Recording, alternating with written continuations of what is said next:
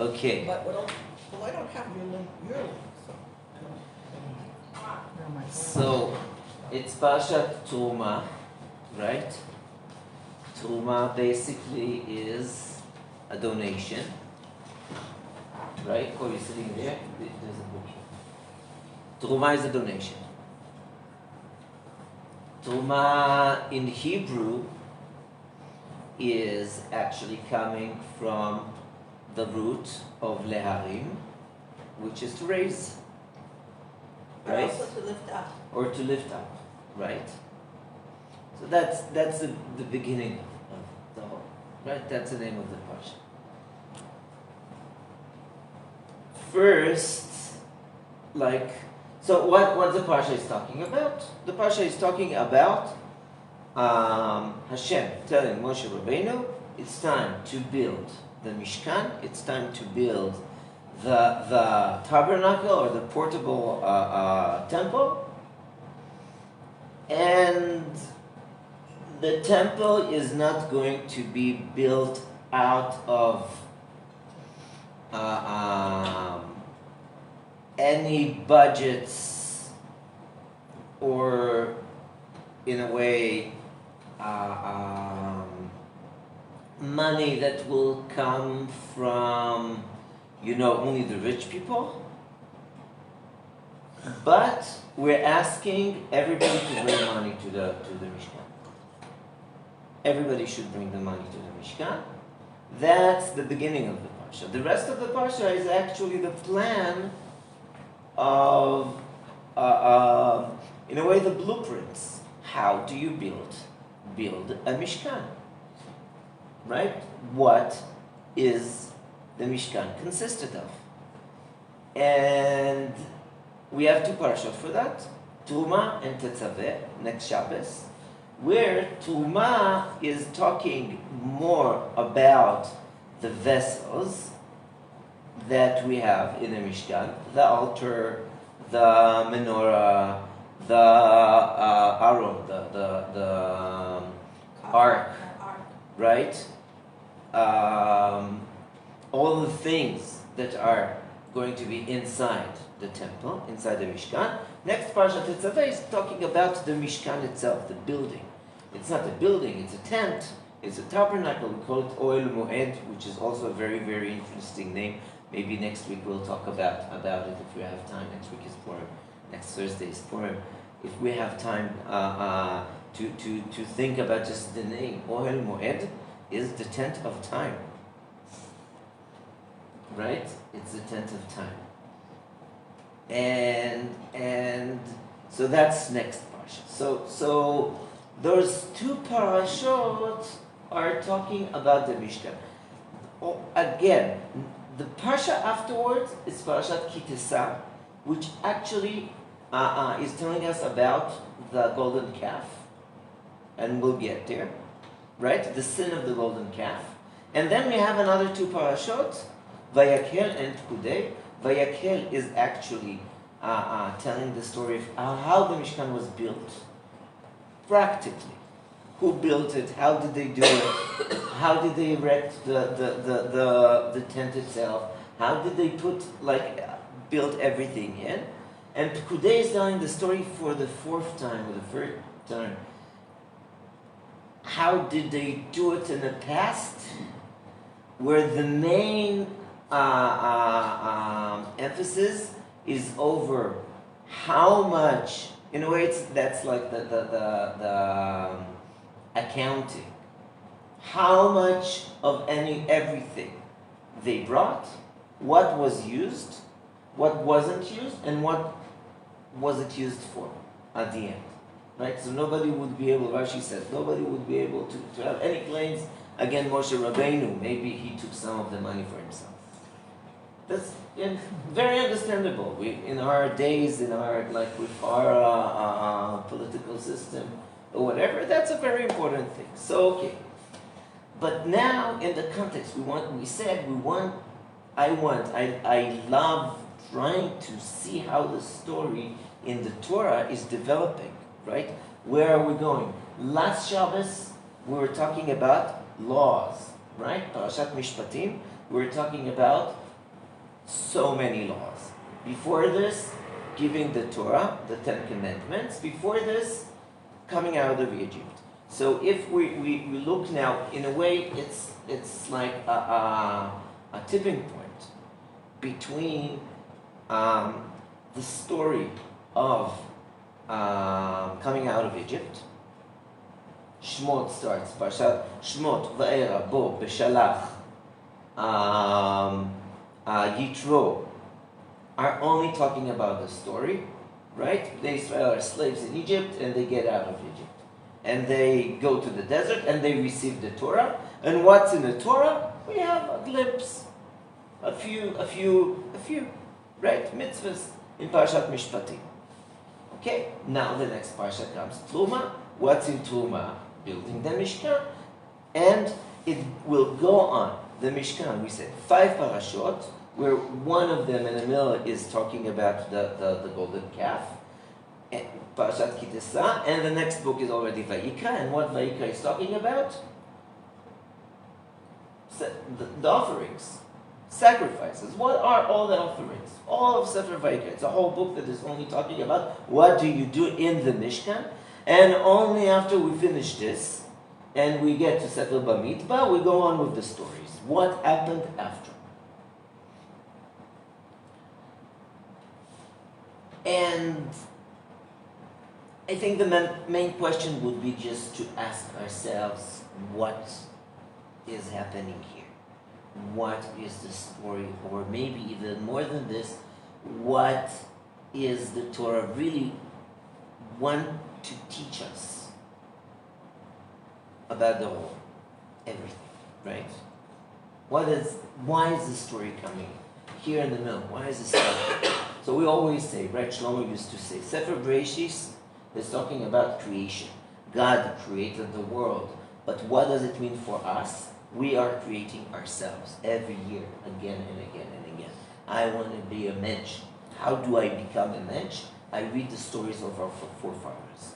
And I learn every year new things of it. A new thing, which is how do I create myself? After I create myself, I understand that I'm still an expert. I'm still a slave. I want to get out. And I learned from their mistakes too. Yeah. But then I want to get out of slavery because I'm still a slave, right? So I have the story of what does it mean to be a slave and what miracles does God do in my life in order to take me out of Egypt, right?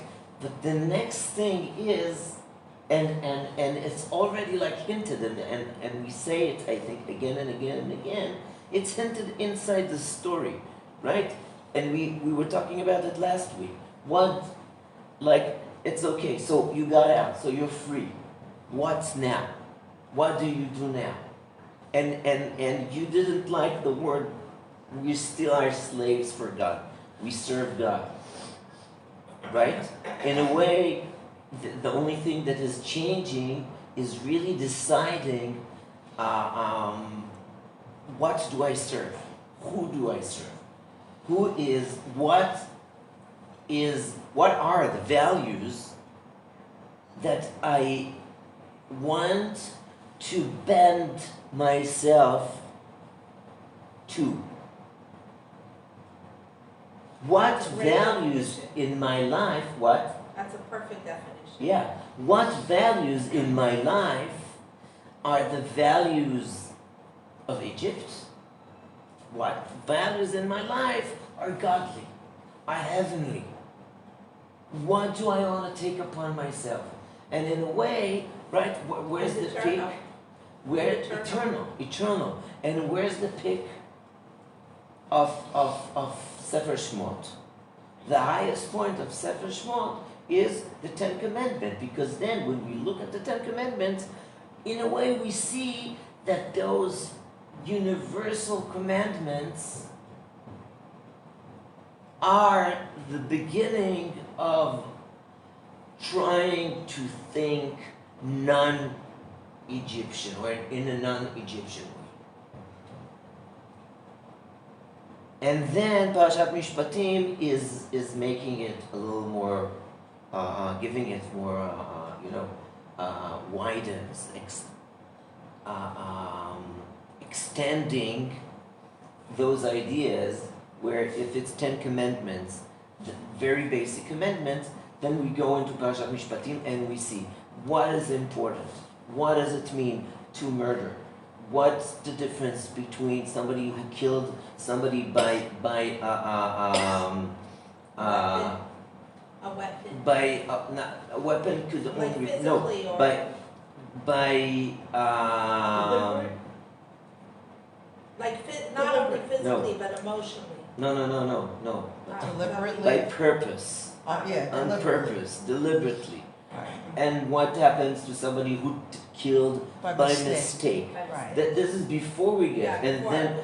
what happens to somebody who steals somebody else's belongings? When then also stealing people, cursing people, all those things are, in a way, as slaves, you didn't have any split second in your lives to just think about anything, right? It was the master's role in your life to decide, right? You killed him, I'll kill you. Period. We saw the spiritual revolution that took place in the 90s and even more so in 2000 and after in Russia, which was a very enslaved community, very enslaved population. But then as soon as perestroika happened, there was a great spiritual redemption there, a great spiritual revolution. People started, looking for God, looking for meaning, looking for depth. We can Something also, they did do I'm just thinking about even French Revolution. Until French Revolution, you look at France, what happened, what was there, what kind of people were there. The truth is, not much, we don't know much. It was kings fighting each other and people who were starving and Right. starved to death. Poverty. And then at once, after the revolution, philosophers, people started looking for meaning. Why am I alive? What's so important about it? Right? What is being What is the meaning of life? egalitarian? Right? Freedom. What does it mean? Because until it's like when I'm still a slave, I don't know anything, right? And then comes this point of Hashem telling Bnei Israel, or telling Moshe Rabbeinu to tell Bnei Israel, to order Bnei Israel, okay, now you build a Mishkan. Now you build a place for me to dwell in. And again, the question is, why is it needed? Why? What's the whole idea? Why? And the question is not only why then Hashem wanted us to have a Mishkan, but also for today, since building the Mikdash, building a temple, is one of the most important mitzvot, and we don't do it because we never try to clear to ourselves what does it mean to have a temple, and how do we do it, and what does it mean at all, and even more than this, why don't we miss having a temple? This is a question I ask myself all the time. Like, if you would ask me, what are you missing in your life now? I could say many things, say at least a few things.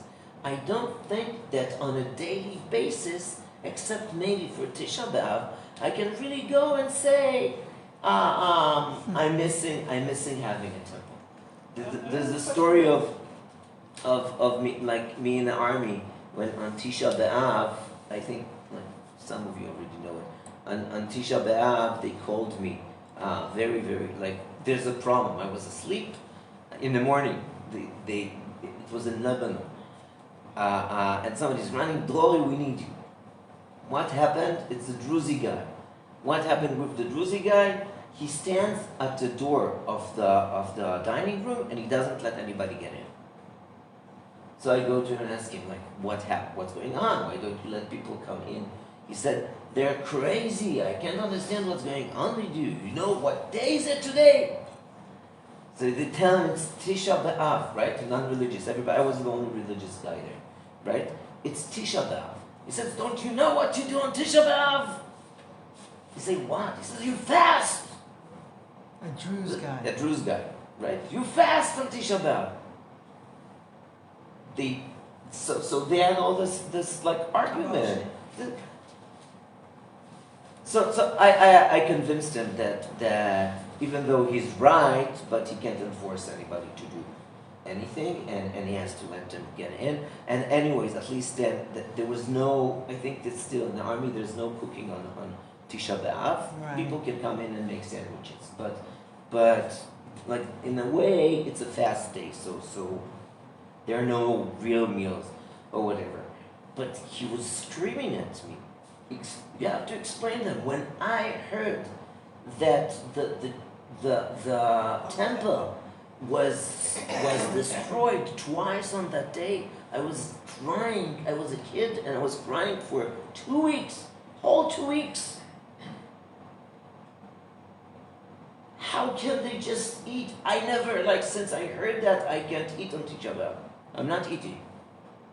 He was fasting every year on Tisha B'Av because it's not his, it's not, and I envy him for feeling this in such a way.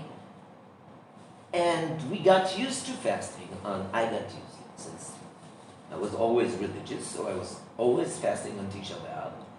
And it's something you do like any other mitzvah, any other commandment. But really feeling missing what something is we are not, in a way we should have felt that the same way we are not a sovereign state, because if we wouldn't have a parliament and a prime minister and an army and borders that are agreed by all the nations, we are also not really free until we have this temple. We didn't really get there. And since we don't really understand it, I always say, like, when we lived by the Kotel, close to the old city in Jerusalem, at the beginning, I had like such an amazing lift up. Almost every day went to daven at least once Shachris or Mincha and Ma'ariv by the Kotel. It was so close, 10 minutes walk. It's like so great, right? And then after a while, I felt like I'm going to a shtibel, right? Like, what's so good about the Kotel? There are like so many minyanim that whenever you go, even if you're late, like 2 hours late for mincha, you can still get a mincha sometimes, right? So it's becoming some kind of a shtibel. It's like it's a shul that you can always get and get chapa in Yiddish we say chapa minyan. Just like grab a minyan. There's always somebody davening there. You can always go there. Do we really understand when we get to the Kotel? Can we cry there? Can we get emotional about being there? Like the first time when you make aliyah and you go there? Or as a kid, like I lived most of my life in the area of Jerusalem. But coming to the Kotel, also now, once every few years I get an opportunity to go to get to the Kotel, and so the feeling is so much higher. And still, like so sometimes I imagine that if we would take over the Temple Mount and build Beis HaMikdash there, it would be another shul. It would just be another shul. It would be the best shul to daven in, but it would be just another shul. And in a way, Hashem says, I don't need another shul. I need to first clarify to yourself. First, really understand why do you need this? What's the idea behind it? So right now we can't go up. We can ascend. We can daven there, but you know, we can't even daven there. Not really. So in a way, Parshat Truma does that to us a bit. So in a way, Parshat Truma does that for us. So okay, we just like we don't have much time, and I really want to just read, you know, the first psukim that say, "Vaydaber Hashem el Moshe lemor." God spoke to Moses to tell, "Daber el bnei Yisrael v'ikhu li truma." Speak to the Israelites, to the children of Israel, and they should take li, to me or for me, truma, the donations. מאת כל איש אשר ידבנו ליבו תיקחו את תרומתי. From each person that his heart is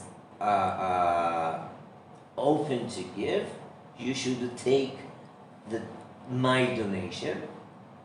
וזאת התרומה אשר תיקחו מאיתם. This is the truma that you're taking from them.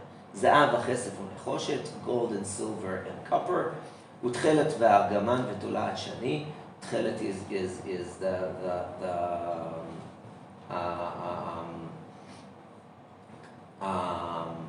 blue colored, and argaman blue colored cloth. And Argaman is more like velvet. argaman is velvet. Tolat shani is silk.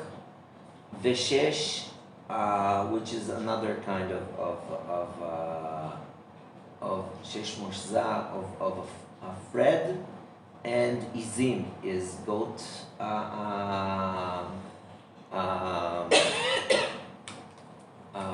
wool. Ve'orot elim odamim, red gazelle or like whatever skin, right? Ve'orot tchashim, the skin of a tachash. It's like some say it's an animal that was created in the desert from before, like when the world was created by God, only for that. And so there was one tachash, and they used its skins for the temple, and that's all. And like if we get even deeper, I don't exactly remember who somebody says. It's not the Zohar. Written somewhere, what is a tachash? Tachash is a unicorn. It's an animal with one horn, right? Vatzei shitim, and trees. Shemen lamaor, oil for the lamp. Bsamim leshemen hamishcha, the good smelly herbs for the oils, anointment oils. Veliktoret asamim, and for the scent, right? Avnei shuam ve'avnei miluim la'efod ve'lachoshen, all kinds of nice stones for the clothes of the Kohanim. Ve'asu li mikdash ve'shachanti betocha. And they should make me a temple, and I would dwell in You. them. Oh. In them. Everybody knows this, right? They should make me a temple, and I would dwell not in it, but in them. ככל אשר אני מראה אותך, את תבנית המשכן, תבנית כל כליו, וכן תעשו. Everything I'm showing you, the patterns and the plans of the Mishkan and all of its vessels, the way I'm showing you, you are going to do. You're going exactly the same way. And just like What's amazing is that they weren't in Israel yet. They they were in the desert. They were in the There's desert. nothing in the desert. And so they don't really have the temple. It's something else, like it's a forerunner, and they didn't even arrive yet. And it's just monumental. So What that's they can do. Think that's of- the first question, in a way. That's the first question I would ask. Why now? Maybe. Well, What I have what another- is but I this don't know. timing? I He would wants to say show them that he doesn't need Israel.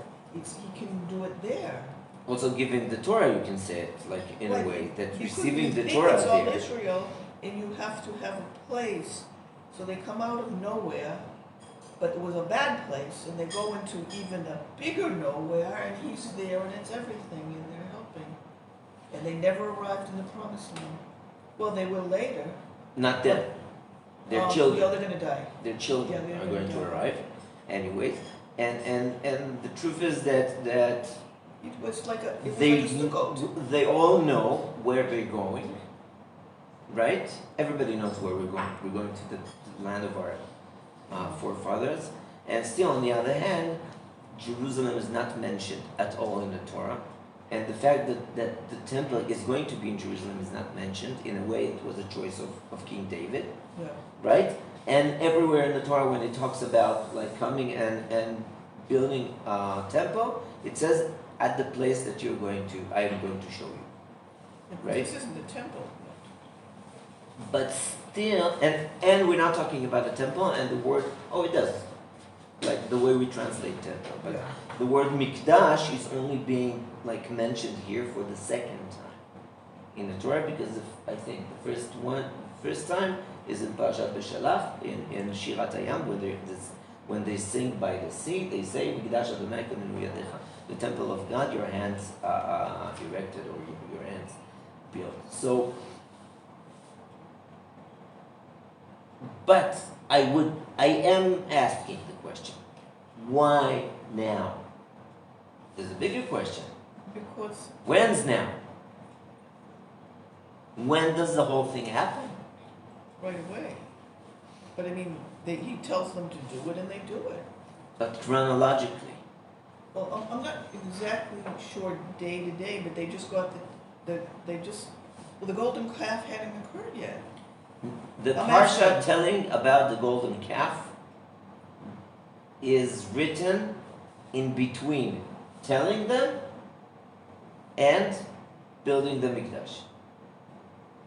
I'm not sure what you mean chronologically, like. Chronologically So they got the Ten means Commandments. what was the course of events. Yeah. How did it happen? And in a way, we like the first hint we have is how the whole thing is written in the Torah, right?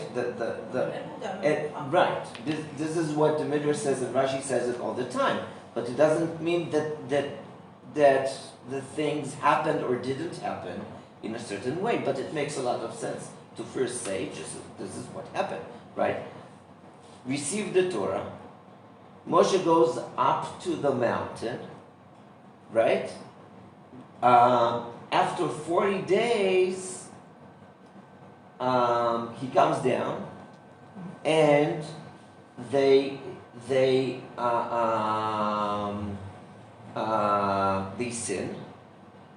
sin, and then he comes down. He goes back up. They're making, like, God wants to destroy the nation. He forgives us. There's the second tablets that Moshe Rabbeinu is carving himself. He comes down, and then they build the Mishkan. This is how chronologically it works. One and only thing I didn't say is that before the sin of the golden calf, meaning before Moshe Rabbeinu comes down, God already tells him, I want you to build a dwelling place for me, a Mishkan. Mishkan is a dwelling place, that's the translation. Lishkon is to dwell. And the Midrash is asking, why is it working that way? Why is it written in that way? The easiest answer is that before God is giving us the punishment, or is before God created illness, He already created the cure. And if the illness is in a way not being able to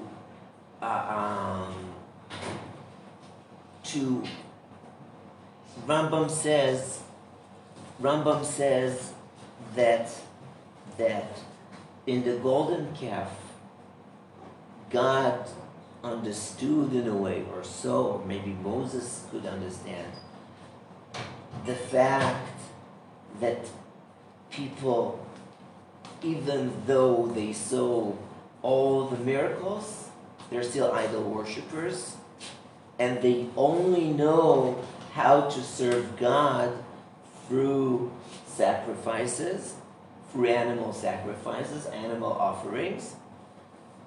So we said, okay, if this is what you need, this is what you will get. I thought you're much higher. In a way, because we can't really speak about God in this chronological, right? God knew exactly where everything is going. Human way. Yeah. But we also have to understand that. We also have to understand that first, I become free. Second, after I become free, I think that I don't have any, I would say, pagan bone in my body, in my skeleton, right? Because I'm a free person, I'm a modern person. I don't believe in worshipping gods. I read a title this week where a basketball player, I think an Israeli one, but it could be NBA, said the gods of basketball did not like us this week. Right? So I assume he said it a little cynically or whatever. Of course. But still, I am, or That's a very new god, the gods of basketball. I'm I not never sure. heard about him. I'm not sure because he might be the god of something else. But this is like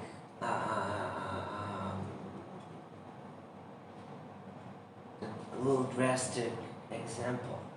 But the question is, how much, and I think we're not going to talk about it today. We're going to talk about it in Kitisa. Right? How much pagan are we? How much do we really believe in one God? Or no, or not? Or zero gods, or many gods? So it's a question we should ask I bet you ourselves. could believe in one God and still be pagan at heart. Yeah, Yes? yeah. God says, don't Yeah. make me the god of gold and the god of silver And for that, and the god of mass. Hashem is telling Moshe Rabbeinu at the last days, before he comes down, before they start even thinking about sinning, creating golden calves or whatever, he already tells Moshe Rabbeinu what is the basic, the base of serving God starts from those. How many psukim did we read? 9 psukim. Those 9 psukim are the core of the narrative of the God-serving nation. You mean the Mishpatim? No, now in I know Truma. what you mean. Sukim, what is a sukim? Psukim, verses, Oh, verses, pesukim, I always. right? Pesukim. Take voluntarily, right, presence from people in order to make a dwelling place for me in them. And it comes with Purim, it's interesting. It comes with Purim. It comes after last week As a we read preparation Shkalim. for Purim, for Last Shalom week we Aleichem. read Shkalim. Last week we read Shkalim, but Shkalim is Kitisa. The beginning of Parshat Kitisa. Kitisa is the parsha of this golden calf sin. It starts with the half shekel. It starts with talking about giving the broken shekel. We'll get there. In a way, there's like the sacrifice to God's house, and then there's the sacrifice to humans, which has I to do don't with Purim. know if it's a sacrifice. It's not a sacrifice Because it's a before gift. it gets to become a sacrifice. No, not a sacrifice, a gift, I mean. Like Right. you give a gift to God and you give a gift to humans. By giving a gift to humans, you're giving a gift to God also, not just giving a gift to the shul or to the temple, right? There's two different gifts that you need to give. You need to give gifts to the holy temple, and you need to give gifts to humans. On Purim, you give shalom aleichem, and you give charity, right? But why is that a basis? Why is the giving of stuff that they acquired from the Egyptians, because they had nothing, why is the giving of this stuff towards the building of the temple the basis? So I'm trying to find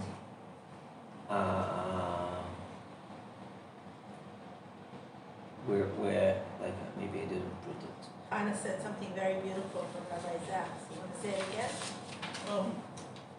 Well, he said that, exactly what I said to you, that all along the way, the Israelites complained about everything, until it was time, and God did everything for them. He created all these miracles, and they were never grateful. But when they were asked to actually build something and do something for themselves, they gave more than he even asked, and they stopped complaining. And Rabbi Sachs said, the basis of Judaism is not what God can do for you, but how you are partners in creation. And that's how it was meant to be. Right. And they were like Right. children Beautiful. expecting something, and not to build do you become an adult. There's also, it's beautiful. It's really beautiful. There's a research that was made over like with Navy Marines, really trying to figure out what makes people who go through basic training, like so hard, such a hard basic training, become friends for life. What makes us, right, friends for life? And it's because, you know, if you would take the same people with the same background, just work together somewhere, the chance that everyone, each one of them, would do anything to hurt others is quite high. They wouldn't be able to just stick together. And they say that what makes us stick together? It's the giving to each other, the help. We help each other while trying to go through challenges. I got something to say. Yeah. I was in a beginning sociology class, and this was when there was a lot of black and white strife. This was like in 70, just after the 60s. And we had to read a book like this. Nobody read it, Caste, Class, and Race. But the teacher said, well, how can you solve the problem? And they mention this program and that program, and he says, no, but if you integrate the schools, they just fight. And then you see these people do good, these people don't do good, they fight, but he says, and this goes in with the military, but you give them a common goal where they all work together and they'll get along. They have to build something together, and that would be the army. So this is But this is exactly not, yeah. what the wording is in a way hinting. The Asuli Mikdash. They would make a temple for me. And God is the common goal. For me. V'shachanti betucham. And afterwards I will dwell in them. And there are numerous of the commentators who say the mutual project coming together, doing something not for themselves, but for the name of God. For Common goal. not only a common goal, But God knew but that. an ulteriorist common goal. Nobody's going to gain anything from that. Nobody's going to gain anything from that.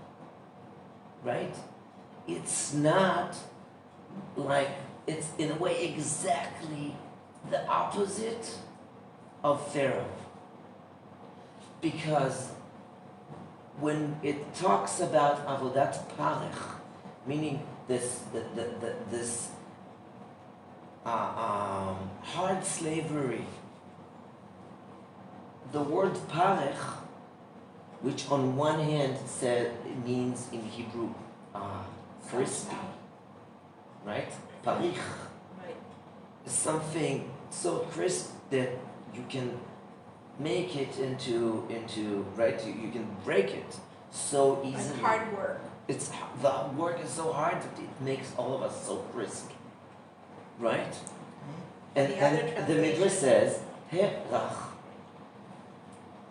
that Pharaoh had a soft mouth. What does it mean? Sweet talk. Sweet talk. He gathered them together and he told them, we are starting a project of building those new towns, new buildings. All of us are going to gain from it. That's a project New World Order. that we all are going to gain of, right?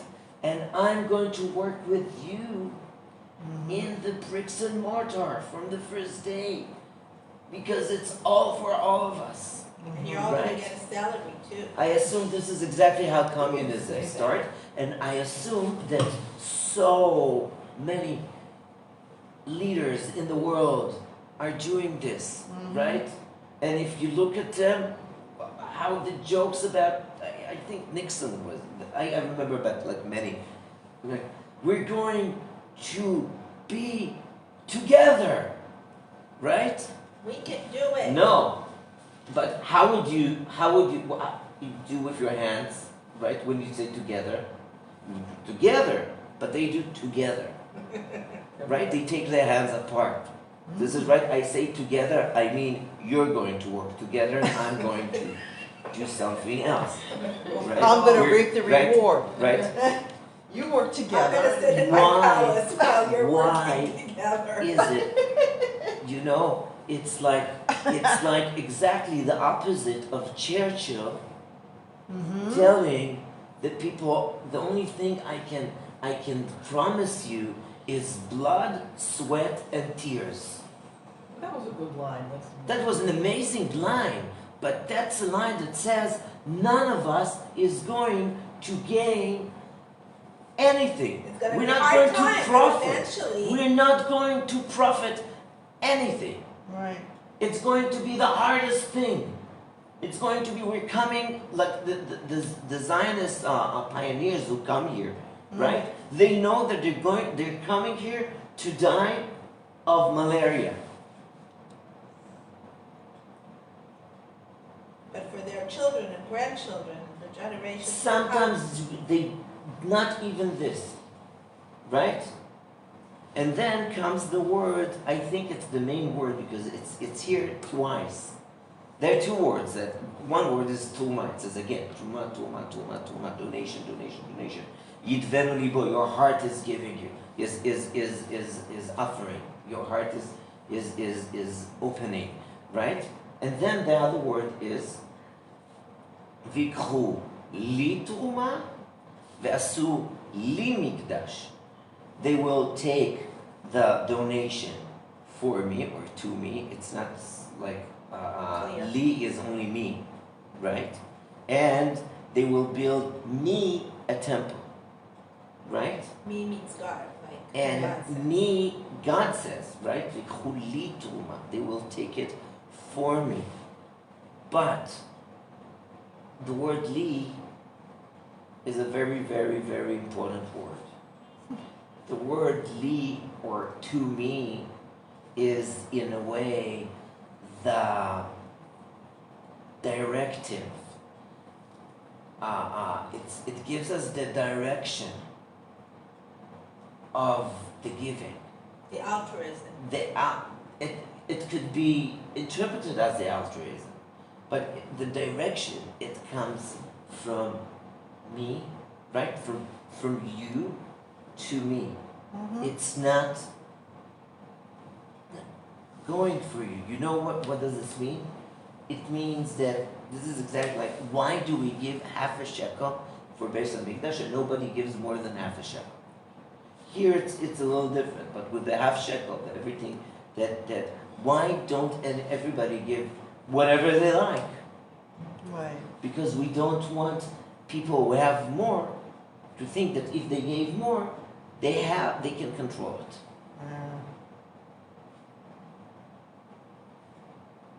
Right? Me and you and the most rich person in Israel have exactly the same share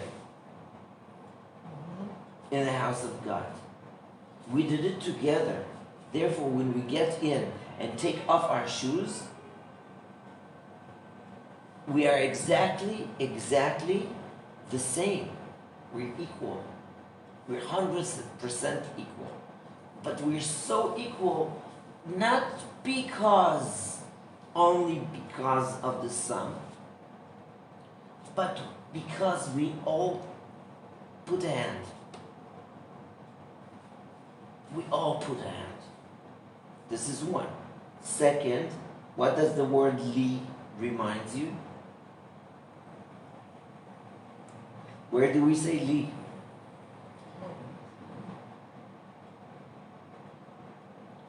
When we get married, we say, "Harei at mekudeshet li betabat zo kedat Moshe v'Yisrael." You are holy upon me with this ring, right? As the law of Moshe and Israel. And the Gemara says, if you didn't say the word li to me, it's nothing. You're not married. Skip any other word. You can skip any other word, but you can't skip the word me, because to me is the whole essence. It's you and me. It's not You You and know. somebody else. the whole world and yeah. Yeah. Mm. It's to me. It's a direction of holiness. In a way, I would even say, in a Kabbalistic interpretation, the word li is a word of contraction. Tzimtzum. It takes the energy, that the love I have to the whole world, the love I have to all of the nations, the love I have to all of the creatures. You know, Rav Kook wrote, there's a little notebook he had. It's called Sefer Amidot. He wrote just like, it's a very, very short book. Only at the beginning he writes there, I love the whole world, but I love the Jews a little more, right? And I love all the Jews but he starts with creation. He says, I love all of creation. I love animals a little more, and I love the people more, and I have to contract it. I really have to confine it, right, into the li,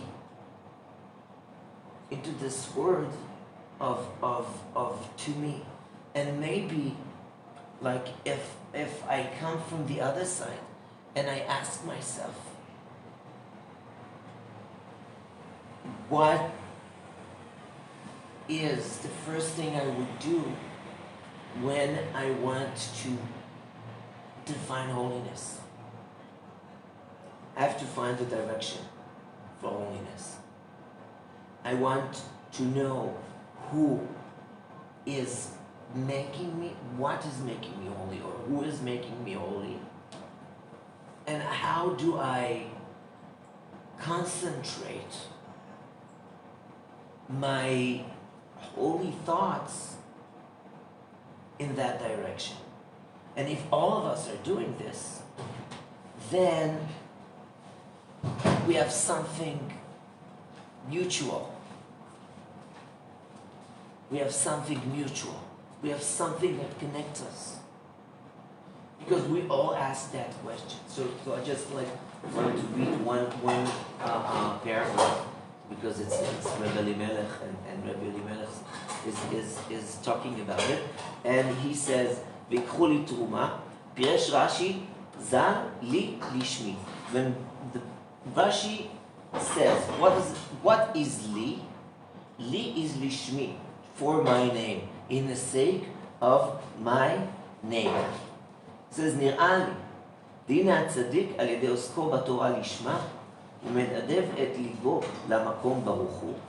על ידי זה הוא מרים ומעלה את הדינים לשורשם וממתיקם שם, וממילא פועל רחמים וחסדים, וזהו ויקחו לי תרומה. We know that right, Rabbi Elimelech is only talking about the tzaddikim. He says, what does a tzaddik do? A tzaddik learns Torah. Well, what does a tzaddik do all day long? A tzaddik learns Torah. A tzaddik might, like in Chassidus, there are two kinds of tzaddikim. There are the tzaddikim who sit in the Torah all day, and there are the tzaddikim who speak to people, talk to people, go around, help others all day long. What is the only intention, only kavana we can have while doing this? He says, what is the Torah? The Torah, every letter in the Torah, not only every word, every letter in the Torah is the name of God. The Elimelech says. Every letter, every word, every phrase, every pasuk, everything is names of God. Right? When you learn Torah and you forget that you're reading the names of God, he doesn't say it that way. He says it's in a different way. He says when you learn Torah, you're actually saying the name of God again and again and again and again. And when you have this intention that every letter is the name of God, then you direct your holiness towards God. Then actually what you're doing is taking all the judgment in the world and make it into sweetness, into love. And when you go and help people, and you don't help people because you want them to like you, as many politicians, because you want them to vote for you, but just because you see God's image in each one of them. So you do exactly the same as learning Torah. You are sweetening all the judgment, and you are raising all of, how he says it, um, we are taking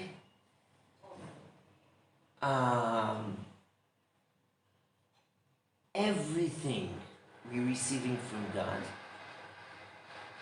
and connecting it back to its root, which is Hashem. This is Veikhu li truma. Take li, Rashi says lishmi, right?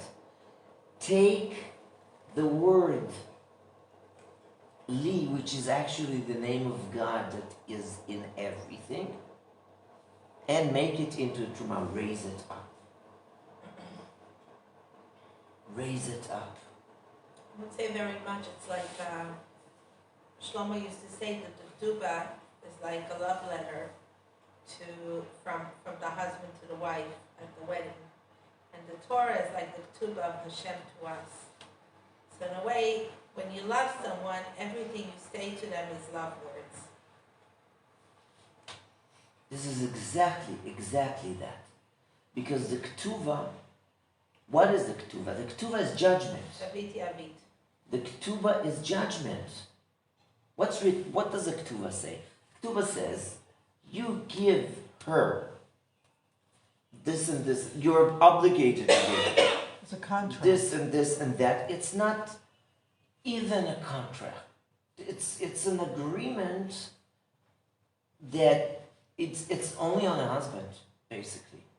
One-sided contract. There's no contract. It's just signing of Oh. understanding what is my obligation, It's an obligation. right? And even if we get separated, even if we get divorced, I still owe you. I still owe you. So this is judgment. What's the difference between judgment and what we like, in a way, what's called like the spiritual, modern, new agey spirituals? The new age is trying to say I'm receiving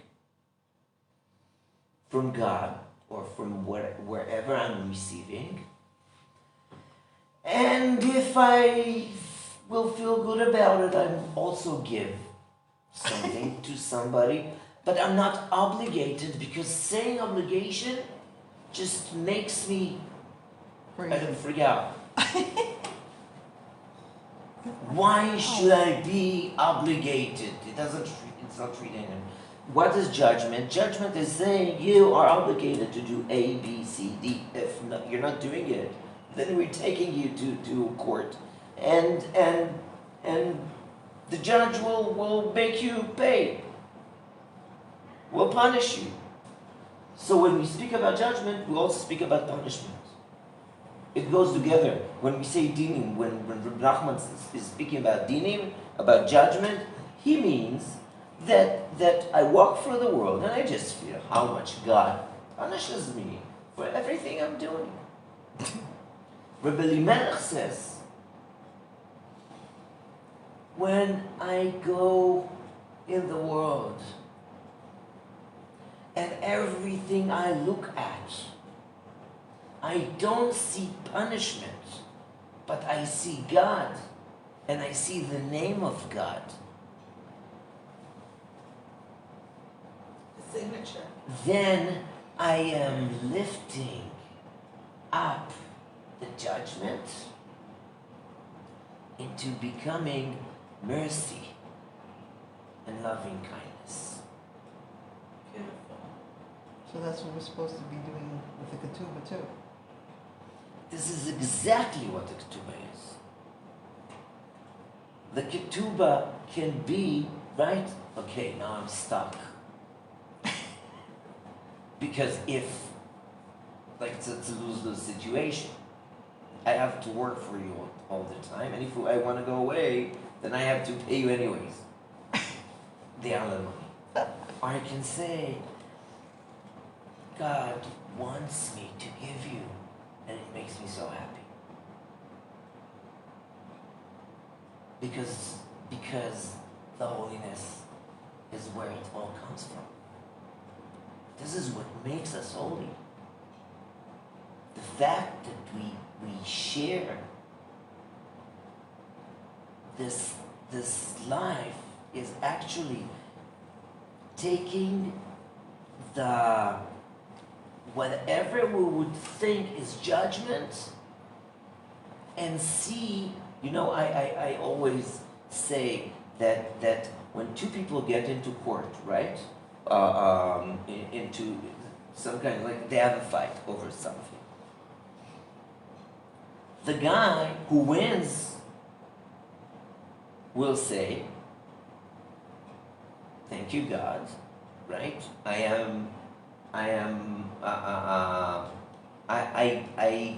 God, I see mercy. I see the judge is merciful. The judge is merciful for me." The other guy who loses, what does he see? He only sees judgment. You only see the dinim.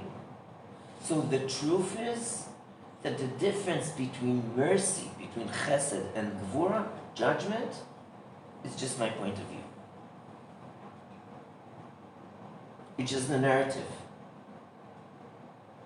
How do I change the narrative? I see God.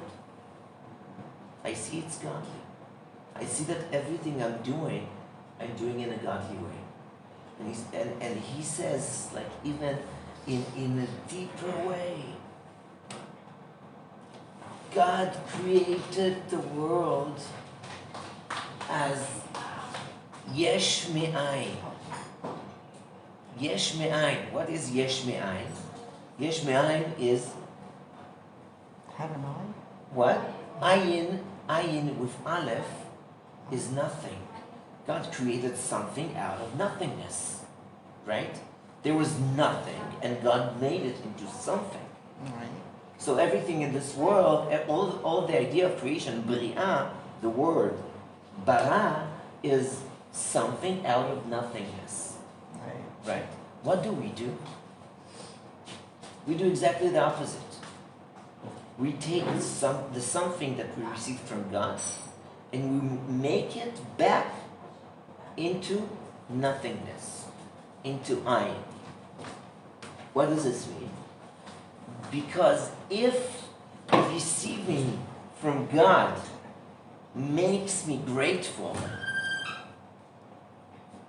and I say thank you, then I made whatever there is, like any object in the world, into a spiritual nothing. Nothing, not on the level of negativity. Nothing on the level of heavenly, spiritual. He says it here, but I love the way Chernobyl says it in Me'ol Einayim. He says God gives us all the time, right? Material things. So God makes the spiritual into material. We're making material back into spiritual. Because when I say thank you, I take whatever I received and I consumed it. And the gratitude itself is the most spiritual thing. So in a way, God is making material things. We are making spirituality. We're making it back to spiritual. And this is what he says here, on a different level. He says, if we go with the right intention in the world, if we work the world with the right thoughts, with the right intentions, with the right attitude, with the right narrative, then whatever I'm doing here is actually taking everything that could be interpreted by others as judgment and really make it into chasadim, put it back in. And this is what the idea of a holy dwelling place for God is. This is the idea of Mikdash. This is the idea, like we say, temple. The holy temple of thoughts. The holy temple is exactly, is being able to work together, to work together, because I'm doing it altruistically, down to the craziest level, down to the most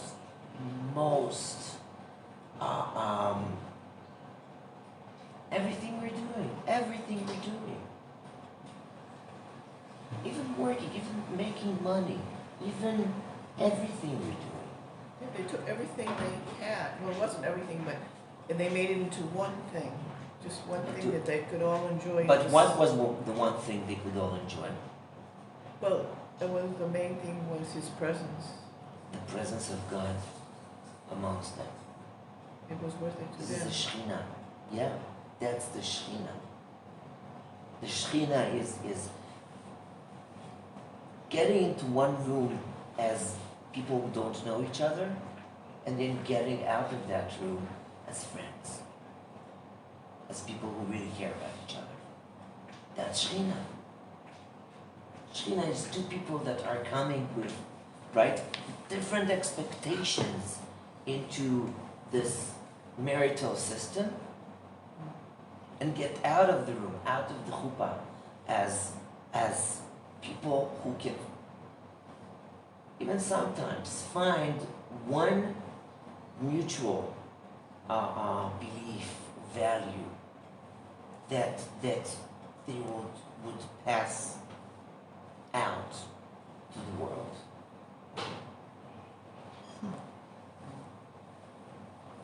So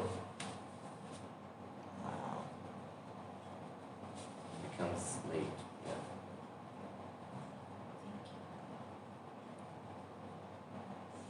Most Friday, huh? Okay. Thank you. So it's Shabbat Zachor this week, and we read Zachor. Zachor. Shabbat before Purim, we read the parsha, like the last three psukim after the parsha, last three psukim verses that are talking about Amalek,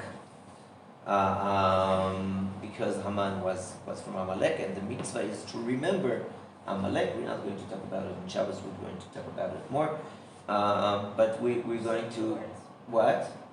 Just say 2 words about what Amalek is. Doubt. Doubt. Amalek is doubt. Amalek is. Shlomo used to say that Amalek is not taking anything on a personal level. Don't take it personal. Right? Don't take it I know you meant that comment for me. deep in. Right? It depends No, what. I get it. No, not that, not It- that, it's- not it's- that way. It's Like- Amalek is Like in when Hebrew, you they have an see expression, don't take it to your heart, take it to your lungs, yeah. right? So Yeah. like, don't serve God in your depth, don't do anything with all of your heart, you know? You saw a miracle. Yeah, I saw better miracle.